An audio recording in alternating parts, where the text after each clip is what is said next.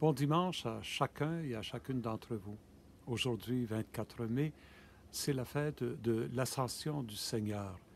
Et il fait tellement beau dehors que j'ai pensé m'éloigner un peu de l'appartement, venir près d'un lac. Vous entendrez peut-être des oiseaux, un bateau passer, de la construction qui se fait chez des voisins. J'espère que ça ne vous dérange pas trop, mais moi, ça m'inspire. Et surtout en ce dimanche de l'Ascension, qui est vraiment un dimanche, on pourrait dire, de joie dans l'Église. Euh, Être dans la nature, ça donne un peu de cette joie-là. Si on peut pas être en communauté chrétienne, au moins on peut se trouver plus proche de la création, il me semble. Les textes d'aujourd'hui, tirés des Actes des Apôtres, de la lettre aux Éphésiens, de l'Évangile de Matthieu, chacun font, on pourrait dire, écho un peu au sens de l'ascension. L'ascension, oui, c'est l'exaltation du Seigneur, mais ça marque aussi le passage d'un mode de présence de Jésus auprès de ses apôtres, une présence qui était physique, corporelle, à une présence qui devient autre, qui passe par l'Esprit Saint, donc une présence spirituelle. Et dans les actes des apôtres, Luc plutôt, il commence les actes en rappelant le lien avec l'Évangile et comment ce qui va sortir dans les actes, cette présence de l'Esprit aux apôtres, l'Esprit de Jésus, va leur permettre de continuer l'œuvre de Jésus. Donc, en bon historien, il va commencer les actes en faisant le lien avec le récit des Évangiles. Il va faire écho à ce que Jésus a vécu, à ce qu'il a annoncé dans les Évangiles. Et là, Jésus va se retirer, il va être exalté. Et là, l'histoire de la jeune Église avec l'Esprit Saint va commencer. Je ne peux pas entrer en détail dans tout ce récit, mais permettez-moi de faire ressortir quelques petits aspects. D'abord, le premier, deuxième verset commence par une introduction à tous les actes des apôtres, cher Théophile.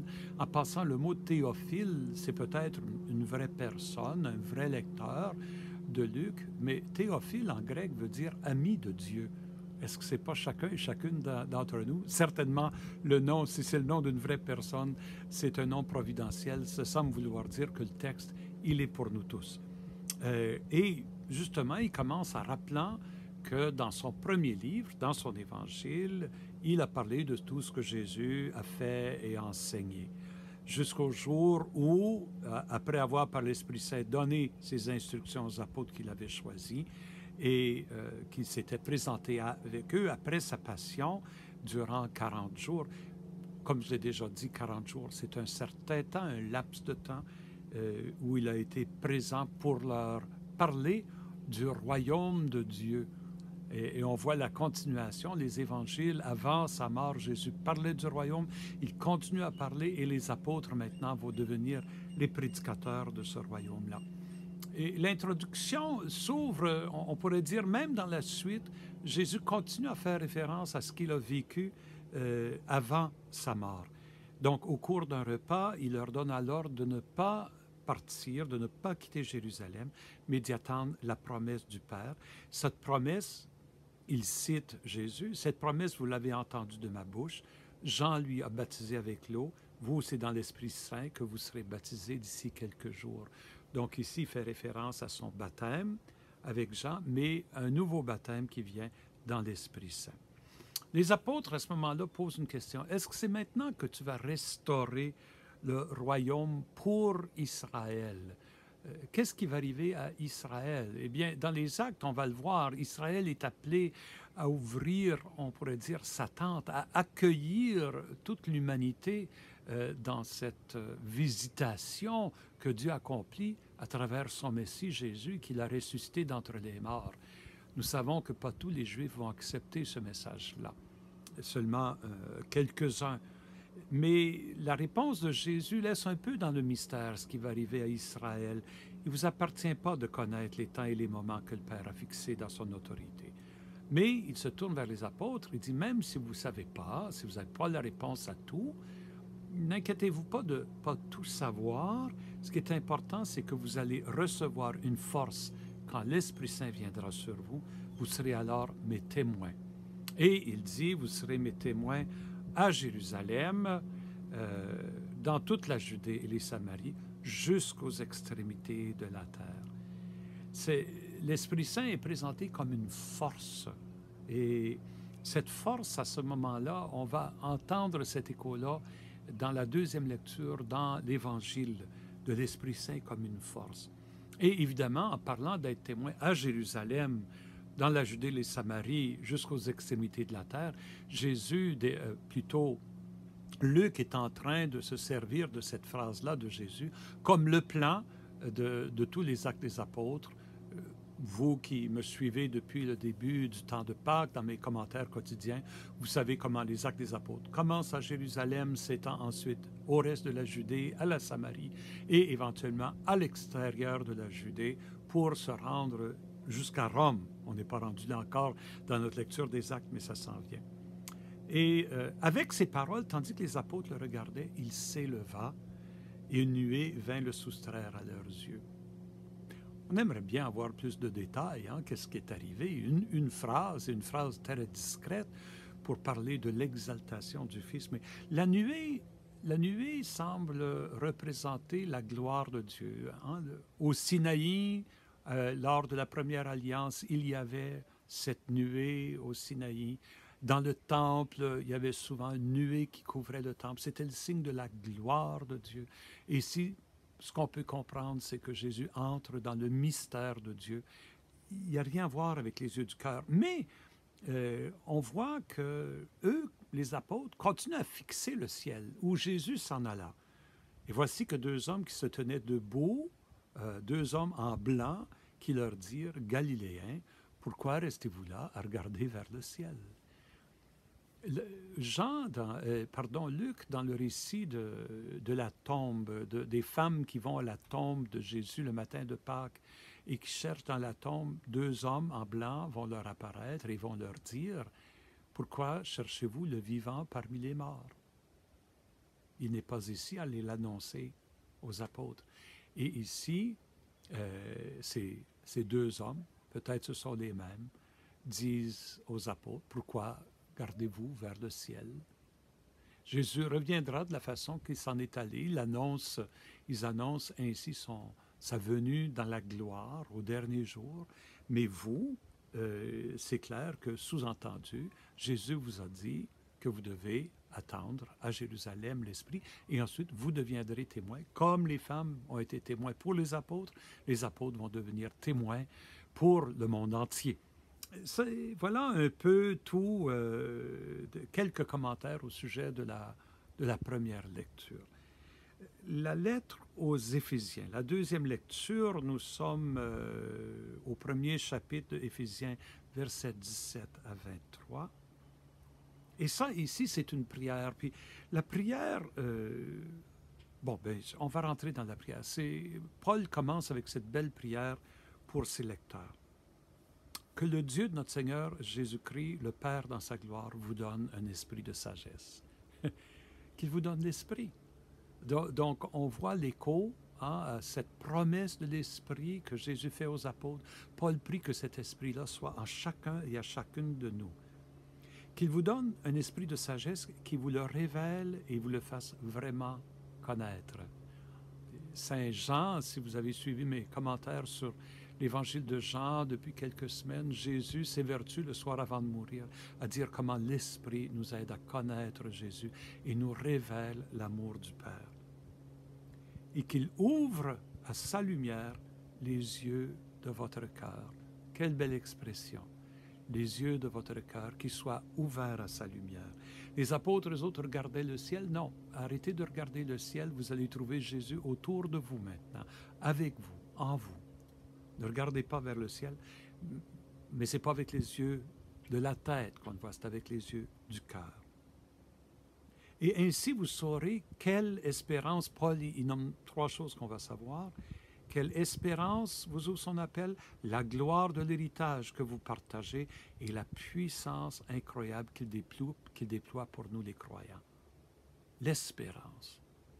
Il y a quelques semaines, on a entendu Saint Pierre dans la deuxième lecture nous dire « Soyez toujours prêts à rendre compte de la raison de votre espérance. » L'espérance, c'est le premier fruit de la vie de l'Esprit en nous. Deuxièmement, que vous connaissiez la gloire de l'héritage que vous partagez. Que vous partagez déjà. La vie éternelle, elle nous est donnée maintenant. C'est notre héritage, nous est donné maintenant. Goûtez à ça dès maintenant. Et troisièmement, que vous connaissiez la puissance incroyable que l'Esprit déploie pour nous, les croyants. Et c'est l'énergie, la force, la vigueur. On dirait Saint Paul, il lui manque de mots, qui sortent tous les synonymes. C'est cette même énergie, cette force, la vigueur qu'il a mise en œuvre dans le Christ quand il l'a ressuscité d'entre les morts et qu'il a fait asseoir à sa droite dans les cieux. Cette énergie de l'Esprit, c'est l'énergie dont le Père s'est servi pour ressusciter et exalter le Fils. Vous comprenez qu'on lise ce texte à la fête de l'Ascension, la journée où on fête l'exaltation du Christ. Et cette exaltation-là qui est faite dans la puissance de l'Esprit, il est en nous, ce même esprit. Ce même esprit pour nous relever. Quand nous autres, on est abaissés, c'est le même esprit qui peut nous relever si on s'ouvre à sa force. Et là, Paul, il parle à propos de Jésus. Il est exalté tellement dans la gloire du Père qu'il est exalté au-dessus de tout. Et nous, qui sommes attachés à lui, nous qui sommes les croyants, qui formons l'Église avec lui, nous sommes élevés parce que nous sommes son corps. C'est ça ce que Paul dit, nous sommes son corps. Donc, il est établi au-dessus de tout être céleste. À l'époque de Paul, on croyait beaucoup aux esprits célestes, on leur donnait des noms. Donc, il est au-dessus de toute principauté, souveraineté, puissance, domination, de tout nom qu'on puisse nommer, non seulement dans le monde à présent, mais dans le monde à venir. Vraiment, Jésus, il est égal au Père, là. Il est avec le Père, dans la gloire du Père. Et Paul nous dit, le Père a tout mis sous les pieds de Jésus, en le plaçant plus haut que tout. Il a fait de lui la tête de l'Église, qui est son corps. Et l'Église, c'est l'accomplissement total du Christ, lui que Dieu comble totalement de sa plénitude.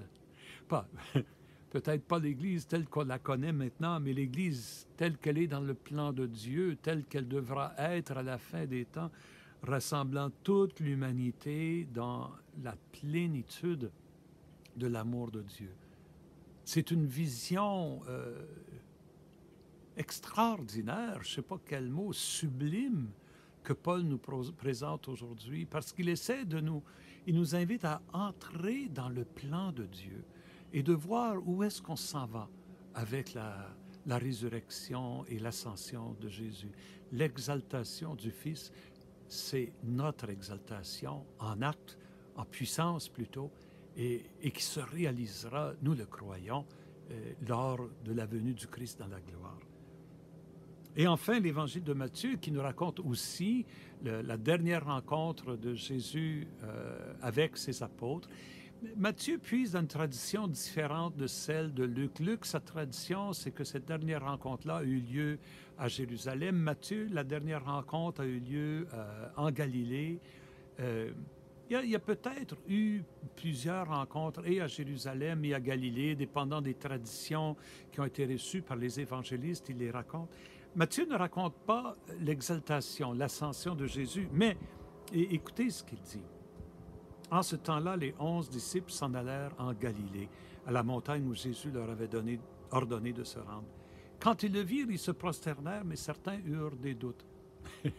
On peut se surprendre, mais pourquoi est-ce qu'ils doutent? Ils ont Jésus ressuscité devant eux. Mais il faut comprendre que Matthieu, lui, la seule apparition de Jésus aux apôtres, c'est celle-ci. Il n'en raconte pas d'autres. Alors, il doit tout ramasser dans un récit. Alors, Luc nous raconte les doutes, par exemple, des disciples d'Emmaüs. Marc nous raconte les doutes des femmes à la tombe. Jean nous raconte le doute de Thomas. Alors, ici, Matthieu, il fait écho à cette tradition des apôtres qui doutent. Il le nomme. Il ne fait pas plus de cas que ça, mais il dit que ça fait partie de la tradition. Certains eurent des doutes. Jésus s'approcha d'eux et leur dit, et là, dans quelques versets, c'est les derniers mots de Jésus, selon l'Évangile de Jean, il y a, on pourrait dire, un énoncé, un envoi et une promesse. L'énoncé, c'est, Jésus dit, tout pouvoir m'a été donné au ciel et sur terre. Est-ce que ça fait pas un peu l'écho de ce qu'on vient d'entendre de Saint Paul dans la lettre aux Éphésiens? Et le mot pouvoir aussi, hein, c'est quel pouvoir? C'est le pouvoir de l'Esprit Saint.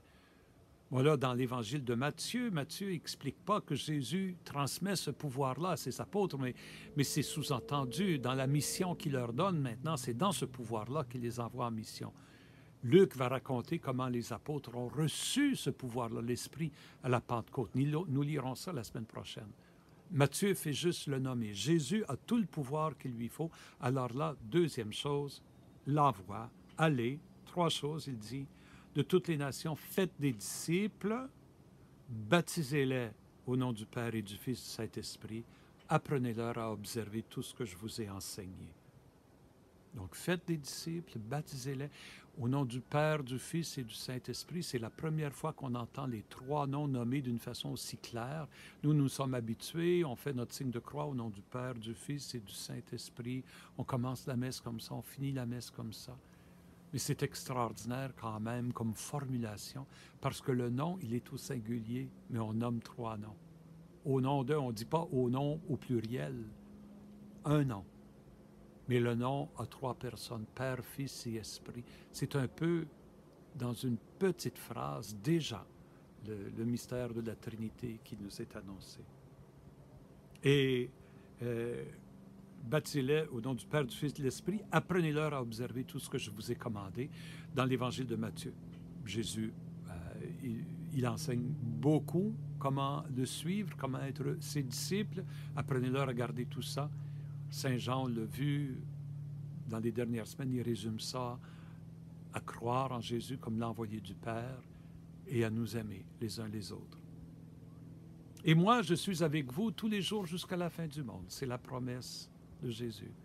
Je suis avec vous tous les jours jusqu'à la fin du monde. Quelle promesse extraordinaire. Un nouveau mode de présence.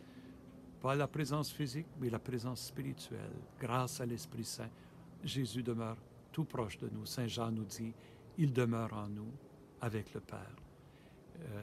Fort de cette conviction de l'intimité de Jésus, que cette fête de l'Ascension soit pour vous, oui, une fête de joie. Si je suis venu dehors, c'est parce qu'il faisait tellement beau, ça me donne un peu plus de joie au cœur. Je pense que c'est digne de la fête de l'Ascension. Que cette fête soit pour vous aussi une occasion de joie. Et avec ça, je vous bénis de tout mon cœur, au nom du Père, du Fils et du Saint-Esprit.